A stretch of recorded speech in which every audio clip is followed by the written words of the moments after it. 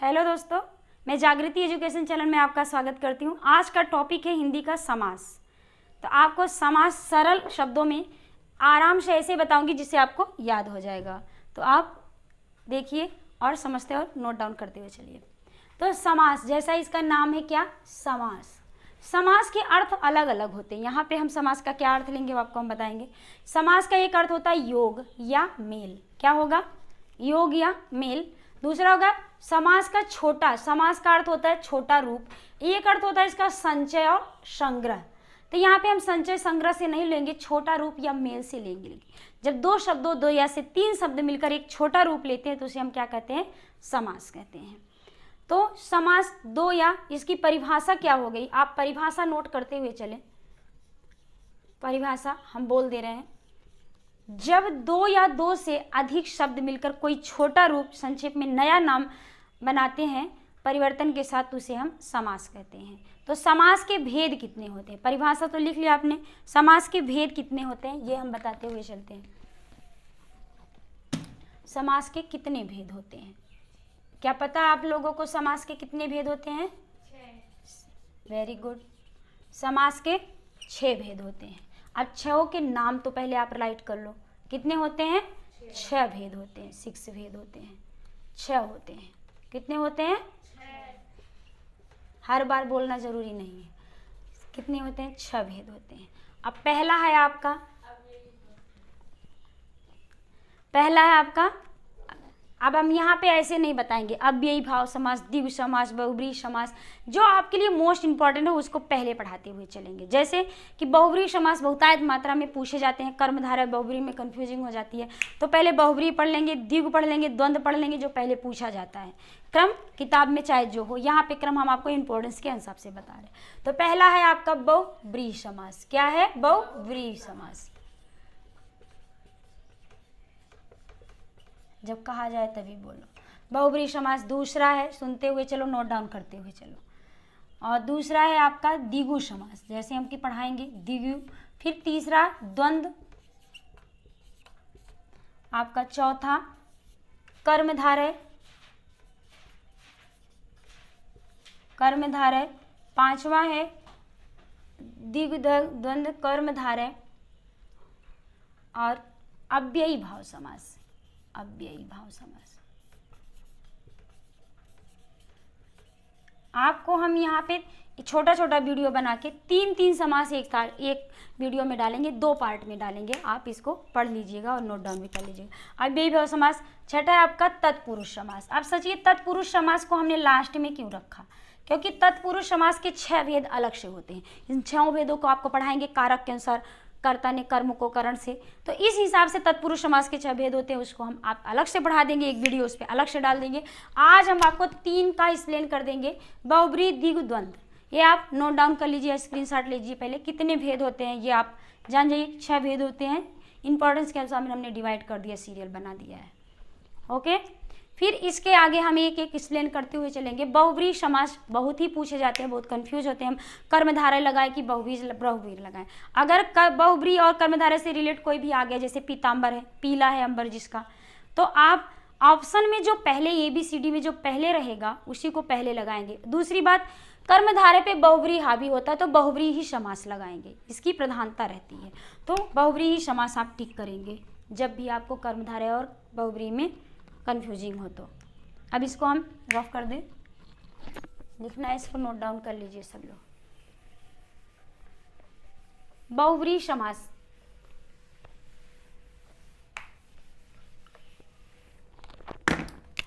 तो हम पहला आपको क्या समझाएंगे? बहुब्रीहि समास में क्या होता है, इसमें पहला और दूसरा पद प्रधान न होके तीसरा पद प्रधान होता है। क्या होता है? बहुब्रीहि समास में कौन सा पद प्रधान होता है? तीसरा पद प्रधान होता है। इसमें दोनों पद प्रधान न होके किसी शब्द के तीसरा पद प्रधान होता है। ऐसे आप इसका लिखते हुए चलो परिभाषा, कि बहुब्रीहि समास में दोनों पद प्रधान न होके, उत्तर और पूर्व प्रधान न होके तीसरा पद प्रधान होता है जो अव्यक्त रहता है। जैसे यहाँ पे लिख लीजिए, पहला है पीताम्बर। पीताम्बर अटैच करता है कर्मधारय में भी, तो लेकिन ऑप्शन में अगर बहुब्री है तो आप बहुब्री लगाए। पीला है अंबर जिसका, अंबर माने वस्त्र, पीला है अंबर जिसका, अंबर जो है वो बहु अनेकार्थी शब्द है। क्या है? पीला अंबर जो है ये अनेकार्थी शब्द है, इसमें वहाँ यहाँ पे क्या लगाया जाएगा? वस्त्र। पीला है वस्त्र जिसका, अर्थात विष्णु जी, विष्णु भगवान। क्या है? विष्णु भगवान। तो ये विष्णु के लिए रूढ़ है, विष्णु भगवान पीला वस्त्र पहनते हैं। तो जिसका ये तीसरा पद प्रधान हुआ, जो कि यहाँ पे व्यक्त नहीं है, जब दोनों पद प्रधान के बाद तीसरा आता है तो ये बहुब्री समास है। पीला है अंबर जो कर्मधारय में चला जाएगा। तो अगर ऑप्शन में आपका बहुब्री है तो आप बहुब्री ही टिक करोगे, क्योंकि अब दो चीज़ों को में इम्पोर्टेंस करके बहुब्री को ज़्यादा दे दिए हैं। कहीं भी आयोग से क्वेश्चन आया तो बहुब्री को ही आंसर राइट माना गया है। अब तीसरा आपका है जैसे त्रिनेत्र, लिखते चलो, एग्जाम्पल है, उदाहरण है ये सब बहुब्री समास के। त्रिनेत्र, तीन नेत्र हैं जिसके, किसके नेत्र हैं? तीन।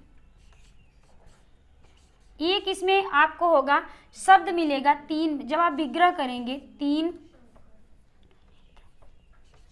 तीन है नेत्र जिसके, अर्थात शंकर भगवान, अर्थात शिव। क्या होंगे? शिव या शंकर, जो भी लिख दो। तो ये तीसरा पद प्रधान इसमें भी हुआ, तो ये किस में जाएगा? शिव में। किस में जाएगा? बहुब्री समास में।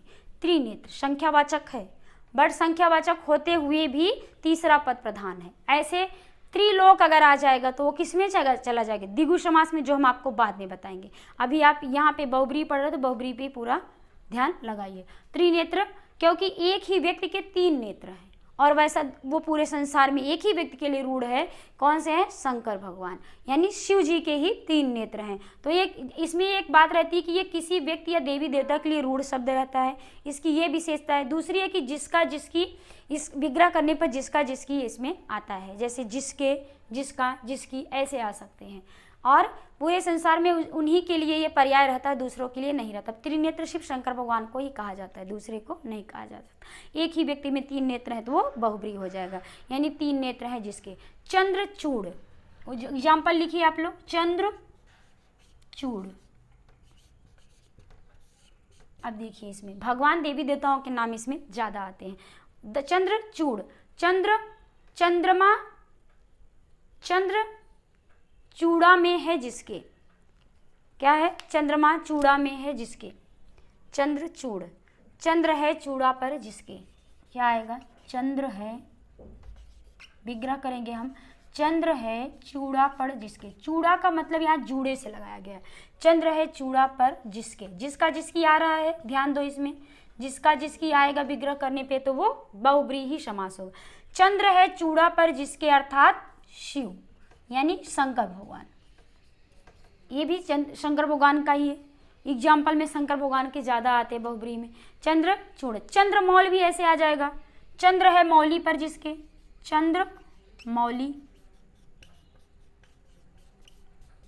चंद्र है मौली पर जिसके, चंद्र है मौली पर जिसके। अब मौली का मतलब क्या होता है? मौली माने मस्तक, मौली पर जिसके, राइट करते हुए चलिए सब, अर्थात शिव, यही भी आएगा, अर्थात शिव। तो त्रिनेत्र, तीन है नेत्र जिसके, अर्थात शिव, बहुब्री समास। चंद्रचूड़, चंद्र है चूड़ा पर जिसके, अर्थात शिव। चंद्रमौली, चंद्र है मौली पर जिसके, अर्थात शिव, यानी चंद्रमा है मस्तक पर जिसके। ऐसे मौली माने मस्तक, चूड़ा माने जूड़ा, तो चूड़ा में भी चंद्रमा है और मस्तक पर भी चंद्रमा जिसके, वो शिव है। ऐसे एग्जाम्पल है इसमें। ऐसे आ जाएगा आशुतोष, आशुतोष, ये भी आपका बहुब्री समास में आएगा। शीघ्र, आशु माने क्या होता है? शीघ्र, शीघ्र संतुष्ट हो जाता है जो, जो जिसके जिसका है, ये शब्द में आएगा। शीघ्र ही संतुष्ट हो जाता है जो, शीघ्र ही, इसका विग्रह करेंगे हम, शीघ्र ही संतुष्ट, शीघ्र हो जाता है जो संतुष्ट, शीघ्र हो जाता है जो संतुष्ट। कौन संतुष्ट हो जाता है? शंकर भगवान। सबको पता है, सब कहते हैं शंकर भगवान को मिलाओ शीघ्र प्रसन्न हो जाते हैं, अर्थात शिव। अर्थात शिव। तो आपको दिख रहा है, आराम से का स्क्रीनशॉट ले लीजिए। अभी और एग्जाम्पल हम बताते हुए चलेंगे। बोर्ड छोटा पड़ रहा है तो इसको हम रफ कर देंगे और आप इसको नोट डाउन भी कर लीजिए आप लोग और स्क्रीनशॉट भी ले लीजिए। शीघ्र हो जाता है जो संतुष्ट अर्थात शंकर भगवान। सब कहते हैं शंकर भगवान की पूजा करो और जल्दी संतुष्ट हो जाता है। अब दूसरा एग्जाम्पल करते हैं, इसको हम हटा देते हैं, बैठ जाओ, हटा दें, क्लियर हो गया। एग्जाम्पल अभी और हम बताते चलेंगे, इंपॉर्टेंस एग्जाम्पल। अगर 2 हो गया तो 2 ही कर लेना आज वीडियो में, फिर बाद में दूसरा भी बता देंगे हम। बहुबरी ही चल रहा अभी।